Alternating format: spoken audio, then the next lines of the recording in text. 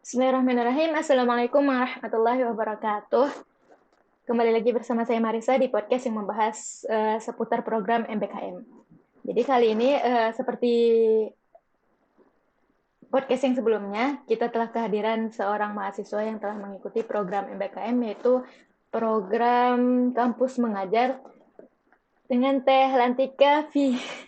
Aduh, maaf ya, ini karena kita baru pertama kali ngobrol, jadi emang belum tahu nama panjangnya, jadi singkat aja namanya Teh Lantika. Halo Teh Lantika. Halo, hai. Awkward ya, maaf ya. Jadi Teh Lantika udah selesai belum program kampus mengajarnya? Udah selesai. Bulan Desember lalu. Gimana Teh pengalaman dari awalnya tuh informasi kampus mengajar ini Teh Lantika dapatnya dari mana awalnya? Ak- Untuk informasi kampus mengajar ini, aku dapat dari kakak tingkat. Jadi ada kakak tingkat yang memang ikutan program kampus mengajar. Jadi kita cerita-cerita tuh satu satu pertemuan di himpunan. Nah, sekalian kita cerita tentang program ini. Terus ngajak adik-adik tingkatnya, termasuk aku juga untuk ikutan daftar karena katanya benefitnya tuh lumayan gitu untuk kita-kita yang mahasiswa. Jadi dari situlah kepoin tentang program kampus mengajar ini. Gitu, Teh. Oh, kalau mahasiswa-mahasiswa sebelumnya ya dapat informasi program MBKM ini ada yang dari Kaprodi, ada yang mandiri dari sosial media gitu. Tapi ada beberapa juga yang dari kakak tingkat seperti Kalantika. Tapi kalau saya pribadi, saya menemukan beberapa teman yang tidak mendapatkan informasi tentang kegiatan-kegiatan di luar kampus seperti MBKM ini, baik itu dari prodinya sendiri atau dari mahasiswa lainnya. Makanya podcast ini ditujukan untuk mahasiswa-mahasiswa yang mungkin tidak mengikuti organisasi sehingga tidak ada kakak tingkat yang berkomunikasi dengan beliau gitu. Dan mungkin juga kurang informasi dari kampusnya sehingga MBKM ini sejujurnya beberapa waktu yang lalu saya bertanya sama teman-teman banyak yang belum tahu MBKM itu apa aja programnya dan bagaimana mengaplaynya, apakah kampus mereka bergabung dan semoga dalam video ini dapat menjadi salah satu sarana untuk mahasiswa yang mencari informasi ini. Teh Lantika ini dari jurusan pendidikan berarti. Iya, aku memang dari jurusan pendidikan, Teh. Jadi Pendidikan mesin. kalau kampus mengajar nanti di akhir program dari prodinya sendiri, apakah ini bisa dikonversi ke PPL ya? Ya, total atau KKN. Oh bisa. Sebelumnya memang sudah ada pembicaraan dengan pihak prodi, insya Allah nanti akan dikonversi. Tapi memang untuk sampai saat ini belum ada sosialisasi lanjut tentang mata kuliah apa saja yang bisa dikonversi gitu, Teh. Tapi Oh. sudah dijanjikan bahwa akan ada matkul yang dikonversi gitu. Berarti dikonversinya ke mata kuliah ya untuk konversi ke KKL-nya belum ada berarti, belum ada informasinya. Belum ada informasi terkait itu. Oke, untuk programnya sendiri nih, Teh Lantika bisa diceritakan sendiri nggak atau bisa diceritakan background sekolahnya di mana dan bagaimana keadaan sekolah tempat Teh Lantika ditempatkan? Oke, jadi kan untuk penempatan sendiri itu tergantung kita maunya di daerah mana kan ya, Teh.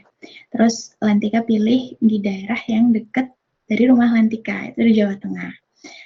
Qadarullahnya ditempatkan di daerah Lumbir, di mana memakan waktu 1 jaman dari rumah Lantika. Itu sekitar 50 km berarti. Untuk background dari SD-nya sendiri, itu memang yang bertempat di desa, jauh dari keramaian kota. Jadi masyarakatnya juga masih masyarakat tradisional, termasuk siswa-siswanya yang mungkin belum banyak terpapar oleh uh, orang luar gitu, oleh dunia modern mungkin ya. Tapi kalau untuk akses internet, kemudian untuk media fasilitas kayak HP, itu memang sudah banyak yang punya gitu. Cuma untuk laptop, perangkat teknologi yang komputer gitu memang jarang gitu dari mereka yang punya. Nah, untuk background mungkin seperti itu ya, Teh. Oh, tadi Dan yang mungkin sedikit buat aku terkejut, jarak dari rumah 50 kilometer Iya, dan itu jadi tuh dijalani setiap hari. betul. Jadi kan kita tuh kalau di SD Senin sampai hari Sabtu, jadi 6 hari kerja. Nah, pas pertama itu memang kita setiap hari bolak-balik, tapi pas di pertengahan pelaksanaan program, aku sendiri juga ngerasa bahwa ini juga kalau di jalan capek, makan banyak uang juga kan, uang bensin dan lain sebagainya. Jadi kita bagi 2 shift, 3 hari 3 hari. Kemudian kita juga punya posko. Kita nyewa di rumah warga gitu, tinggal di warga jadi nggak bolak-balik ke rumah, ke sekolah. Nah, Itu untuk mengefektifkan itu juga. Iya. Ya. 50 kilometer dan itu harus Senin sampai Sabtu, kayaknya aku bakal angkat tangan kalau aku. Gini nih, Teh Lantika, kan kita mahasiswa. Mungkin mahasiswa banyak yang belum punya dasar mengajar gitu ya. Dan menurut aku sendiri mengajar seseorang itu nggak gampang gitu, menjadi guru yang mendadak belum ada pelatihan. Nah, kalau di kampus mengajar sendiri ada gak sih kayak dosen pembimbing untuk program ini? Atau dilepaskan aja atau bagaimana? Ada, tentu ada. Kita punya dosen pendamping lapangan, itu dari pihak dosen, kemudian ada juga guru pamong dari pihak SD gitu. Jadi kita punya 2 pembimbing ibaratnya. Berarti Gitu. berarti untuk mahasiswa yang emang belum ada basic mengajar itu aman ya untuk mencoba mengikuti program ini. Aman. Terus Teh Lantika kan sedang menjalani kampus Merdeka setara dengan 20 SKS gitu kan.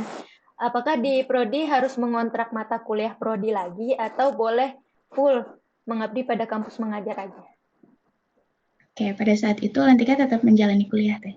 Jadi tetap kuliah, tetap ngontrak, juga tetap ngajar. Jadi, sambil belajar, sambil juga mengajar gitu, pada saat itu. Memang untuk pembagian waktu tentunya agak sulit gitu ya teh. Kadang kita lagi kelas, tapi kita harus juga ngisi di kelas SD gitu. Nah itu pentingnya kerja sama satu tim gitu. Jadi kita punya jadwal yang bisa menggantikan supaya kita juga kelas di kuliahnya tetap jalan, kelas pembelajaran di SD-nya juga tetap jalan. Ini mungkin bisa menjawab ya pertanyaan mahasiswa yang ragu karena takut kuliahnya tidak terpegang gitu. Karena pasti akan ada koordinir gitu ya antara mengajarnya dengan juga mata kuliah di kampusnya. Pasti terpegang lah gitu ya intinya.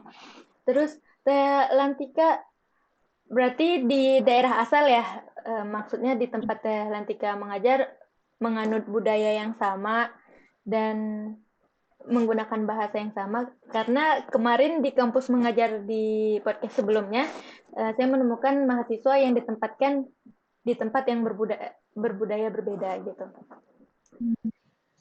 Oke, selanjutnya yang mau ditanya untuk Teh Lantika sendiri, kenapa sih ngambil program kampus mengajar? Kan di MBKM tuh banyak programnya, ada yang menggiurkan kayak magang kan kayak kita bertemu di perusahaan-perusahaan gitu kan. Kenapa milihnya malah kampus mengajar? Karena aku tahunya cuma kampus mengajar teh pada saat itu. Tahu adanya program kampus Merdeka itu ada sebanyak itu, kalau nggak salah ada 8 gitu. Jadi aku cumanya kampus mengajar, itu pun dari kakak tingkat Lantika gitu. Jadi kenapa Lantika pilih? Itu karena cuma tahunya kampus mengajar doang programnya. Oke, berarti ini bisa ya.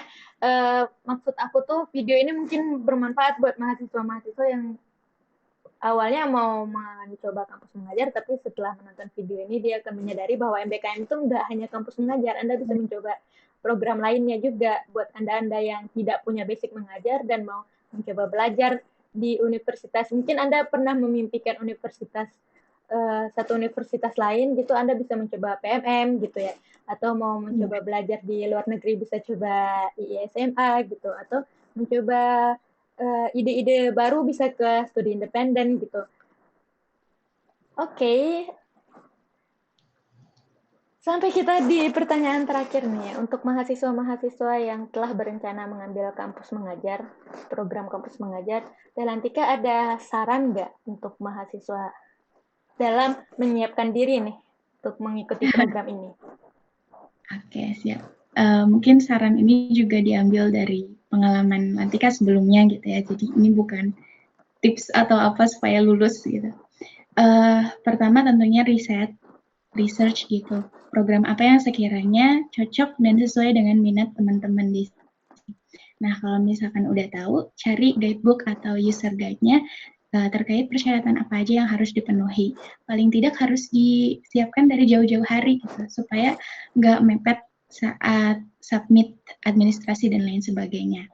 Gitu paling persiapkan administrasi, juga persiapkan diri akan hasil yang nanti diterima gitu, akan hasil yang dikeluar. Pasti nanti akan ada jalan, akan ada pintu untuk teman-teman semua di sini. Akan banyak kesempatan yang bisa diambil. Paling cuma itu deh, research and prepare. Oke, terima kasih Teh Lantika atas waktu dan jawabannya. Untuk penutup, kira-kira semester depan Teh Lantika berminat ikut program MBKM apa nih? Aduh, malu nih aku kalau harus nge-share nge-spill ini. Memang Lantika ada rencana untuk mengikuti program Kampus Merdeka ini lagi. Ketagihan nih jadinya. Jadi teman-teman, karena pemerintah sudah sebegitu apa yang memberikan kita kesempatan gitu, gebrakan baru kan ya. Aku harus spill nih Teh, malu nih.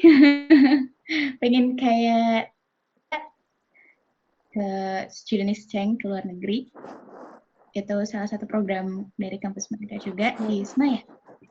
Semoga bisa tercapai. Kalaupun enggak ya, nggak apa-apa. Sudah takdirnya. Tapi mohon doanya juga teman-teman supaya bisa kesampaian. Oke, Itu Teh. terima kasih Teh Lantika. Semoga urusan kedepannya dilancarkan, diluluskan juga program ISMA-nya. Terima kasih atas waktunya. Dan baiklah teman-teman, kita mencapai akhir dari podcast ini. Terima kasih telah menonton. Untuk saran dan kritiknya bisa diketikkan pada kolom komentar. Untuk pertanyaan lanjutan bisa menghubungi Teh Lantika di kontak yang telah disertakan pada deskripsi video. Saya Marisa Hidayati. Assalamualaikum warahmatullahi wabarakatuh. Waalaikumsalam warahmatullahi wabarakatuh.